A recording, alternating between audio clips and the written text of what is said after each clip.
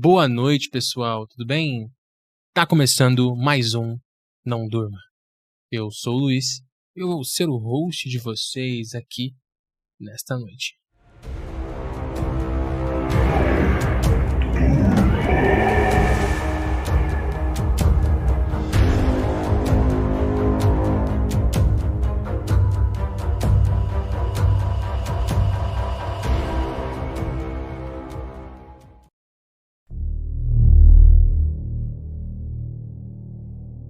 Eu tô publicando isso hoje na esperança de esclarecer os mal-entendidos em torno do desaparecimento da Deborah Lindsay, mesmo correndo o risco de ser ridicularizado.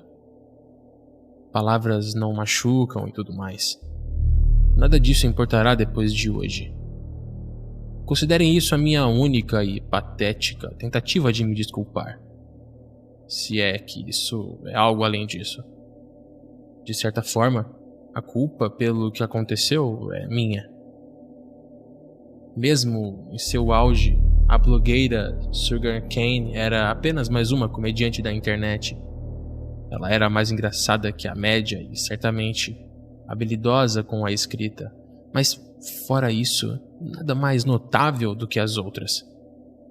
Durante anos, as circunstâncias do seu desaparecimento foram mencionadas apenas ocasionalmente e somente em tópicos obscuros de alguns fóruns.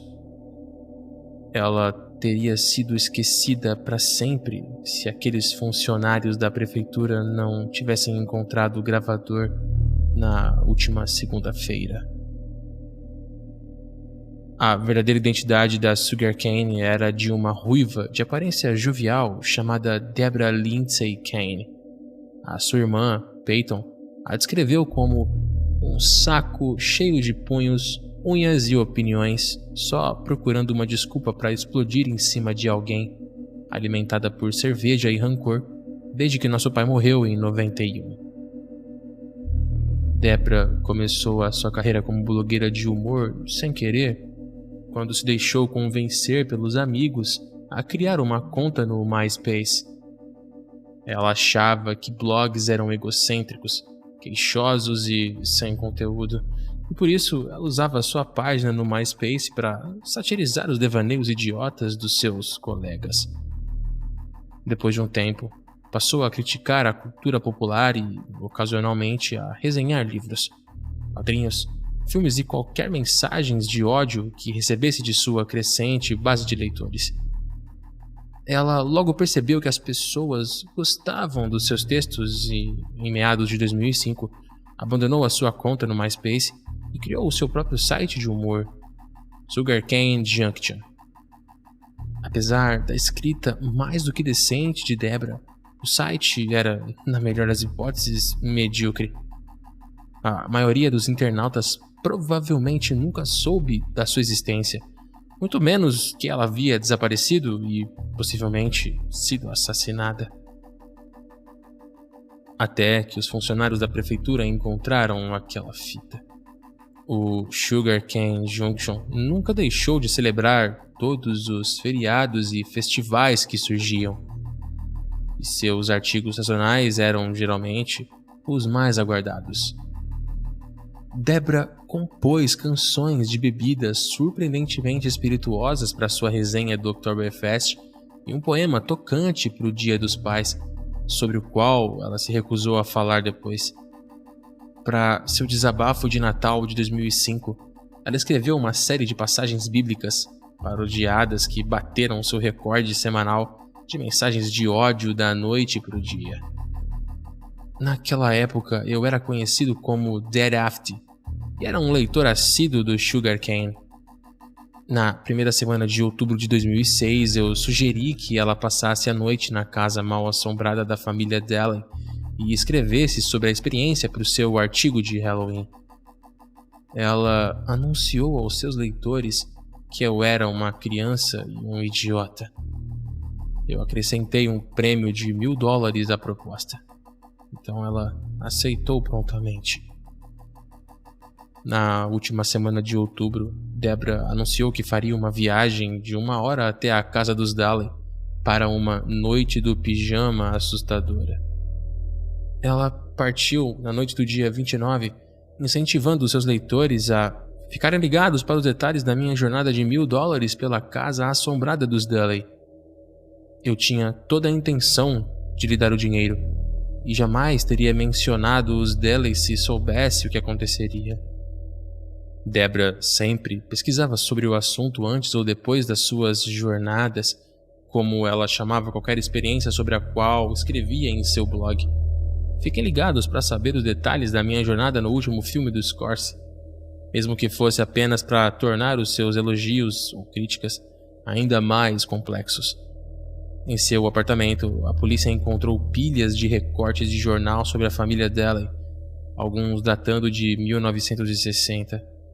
Elogios a Kevin Dudley e as vidas que ele salvou como bombeiro, seu casamento com a amada Naomi Welk em 1970, o nascimento do filho deles, o Jeff, em 1971, a crescente fama de Jeff como artista abstrato com apenas 12 meses de idade, os rumores de que Naomi teria deixado o filho cair da escada de propósito, causando seu autismo limítrofe, e claro, a busca infrutífera pelos corpos quando a família desapareceu em 82.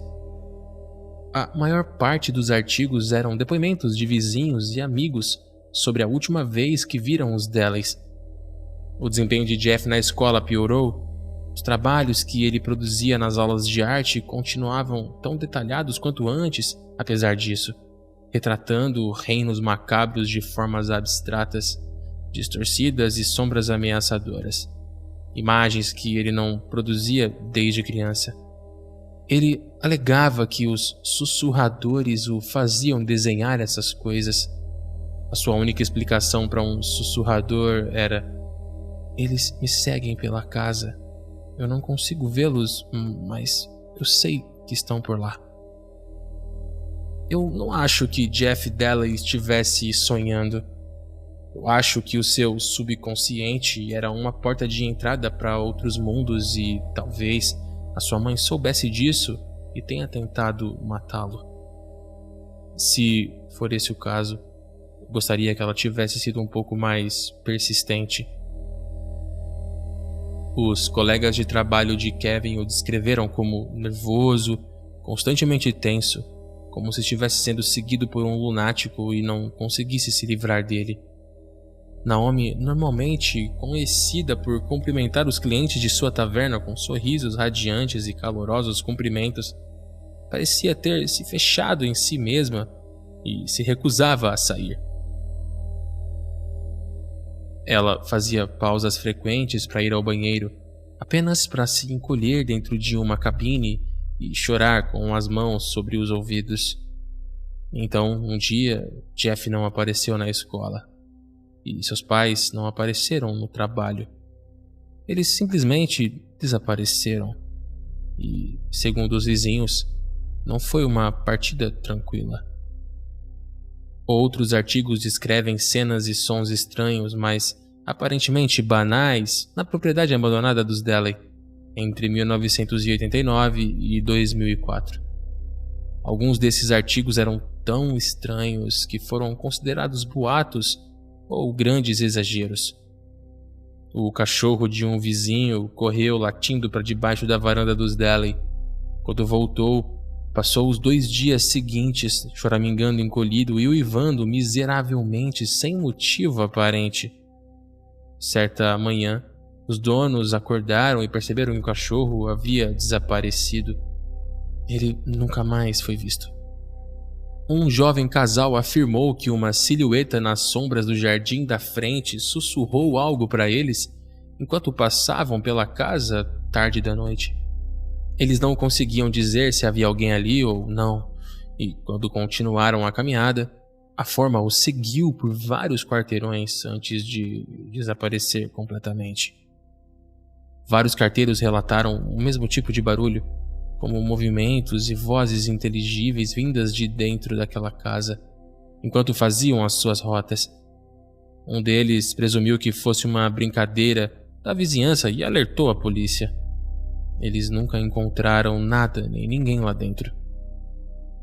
No início dessa semana, Os funcionários da prefeitura estavam preparando a casa para demolição quando encontraram o gravador embaixo de uma escrivaninha antiga. Lembrando-se do histórico de pessoas desaparecidas na casa, eles o entregaram à polícia. O policial que o recebeu, um amigo meu cujo nome eu não mencionarei, já havia sido fã do Sugar Cane. Eu passei uma noite inteira ouvindo a fita na casa dele. Para ajudar a divulgar essa história na internet, eu preparei uma transcrição da gravação para o meu site, que você vai poder ler agora. Eu acho que nunca estive nessa parte da cidade antes. Eu tive que parar em uma lanchonete para pedir informações porque eu consegui me perder direitinho. Era pra ser uma viagem de 1 hora, mas vai ser quase meia-noite quando eu finalmente encontrar esse buraco. Eu disse à senhora que ia visitar um velho amigo que morava no bairro dos Deley e ela ficou feliz em me ajudar a encontrar o caminho. Imagina só, não serei bem recebida se sair aí dizendo que eu vou passar o fim de semana invadindo casas alheias. Mesmo que os Deley já tenham morrido, não liguei pra isso. Eu me sinto uma idiota por estar fazendo isso. Pelo lado positivo, eu vou conseguir pagar a renda do próximo mês. São 11 da noite em ponto. Eu levei uma eternidade pra achar essa porra de casa. Eu virei em várias ruas erradas. É difícil errar quando se encontra a certa. O jardim da frente é uma selva de trepadeiras e grama alta infestada por espécies de insetos nunca antes vistas. Nem dá pra ver a porta da frente da rua a essa hora da noite porque as sombras a engoliram. Estacionei a 2 quarteirões de distância e fui andando. Eu vou procurar uma janela para entrar. Espero não precisar arrombar a porta dos fundos, porque isso levaria a uma eternidade. Ai, eu tropecei. Tá muito escuro aqui. Onde está o meu maldito... Ok, eu tô dentro.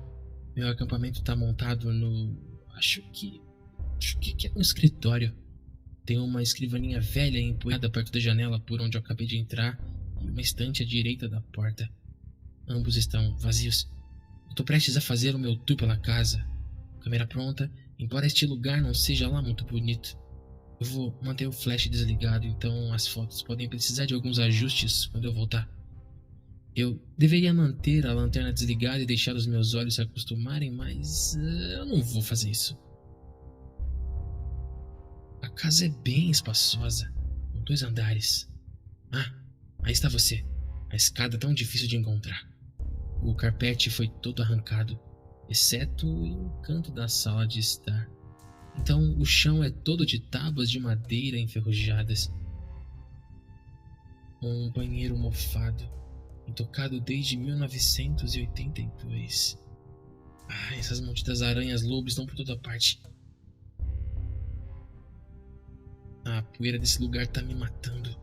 O segundo andar tá caindo aos pedaços. Eu espero que o prédio não desabe em cima de mim durante essa noite. Bom, eu acho que a turnê acabou. Eu vou dormir com as aranhas. Eu encontrei uma tábua solta no chão do escritório. Tava solta porque já tinha sido arrancada antes. Eu vou ter que verificar isso amanhã de manhã. Meu Deus, eu não consigo respirar aqui. Bom, para de dormir. Terminamos nossas anotações amanhã. Boa noite. Tem alguma coisa aqui dentro. Malditos ratos. Eu sabia. Eu escutei eles correndo pelas paredes da sala. Eu devia ter trazido alguma coisa para me defender. Bem, eu acho que eu não vou dormir essa noite. Então eu tô levantando essa tábua para passar o tempo. Mais detalhes em breve. Quem tá aí? Eu tô perdendo a cabeça. Eu juro que eu ouvi alguma coisa. Tá, entendi. Sim. Tem desenhos. Desenhos amassados enfiados nesse espacinho embaixo da prancheta solta. Eu acho que são desenhos do Jeff Deley. Quando ele tinha, uns 5 anos. Ele costumava desenhar os seus pesadelos. Acho que é isso. Bom, isso aqui não pode ser real. Os detalhes são... Não, isso aqui tá errado. Debra publicou uma atualização na mesma noite. Não havia nenhum vestígio da sua narrativa sarcástica habitual, e ela trocou frases de efeito por palavrões cortantes.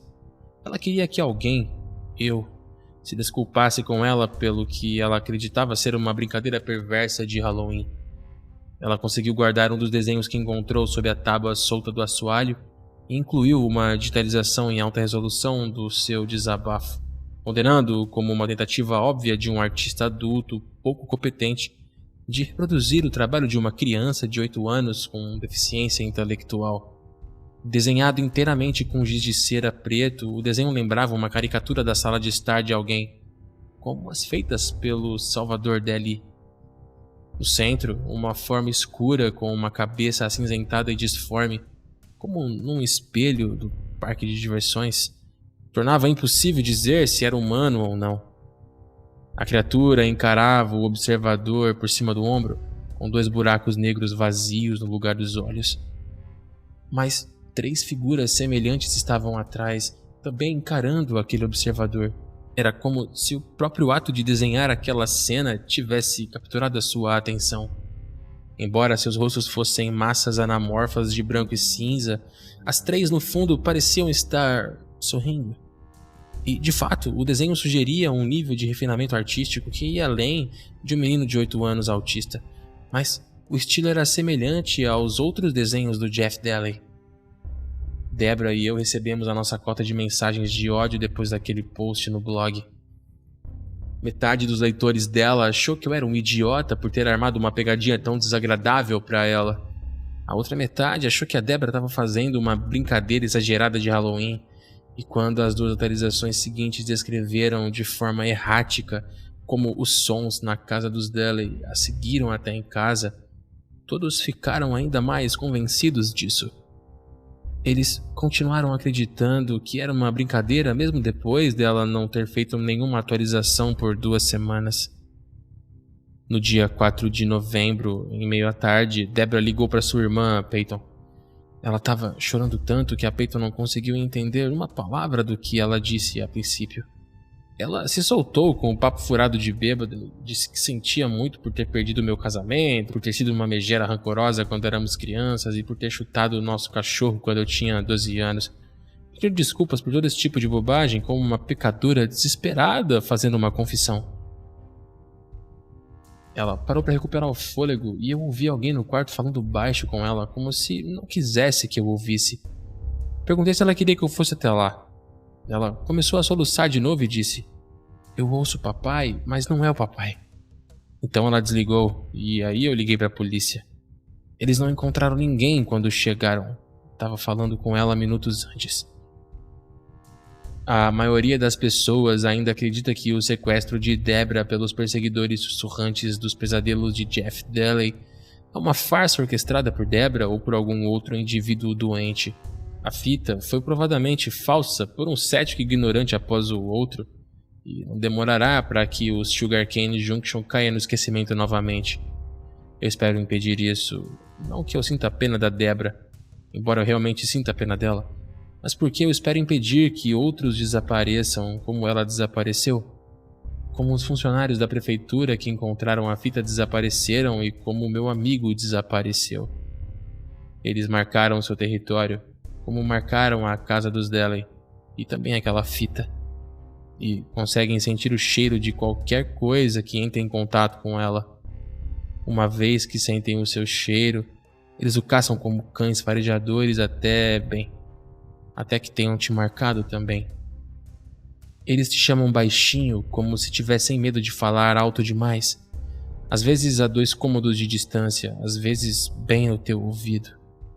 Eles imitam as pessoas mais próximas a você. Talvez achem engraçado, não sei, mas você não pode ouvi-los. Você precisa se isolar, senão vai ficar com tanto medo que não vai conseguir abrir os olhos nem mexer um músculo sequer. Você não terá a chance de se matar antes que te arrastem para o inferno profano, para onde Debra Lindsay Kane foi levada. Agora eu preciso tomar um banho com o secador ligado na tomada. A minha mãe tá me chamando há 1 hora, mas ela morreu tem uns 5 anos.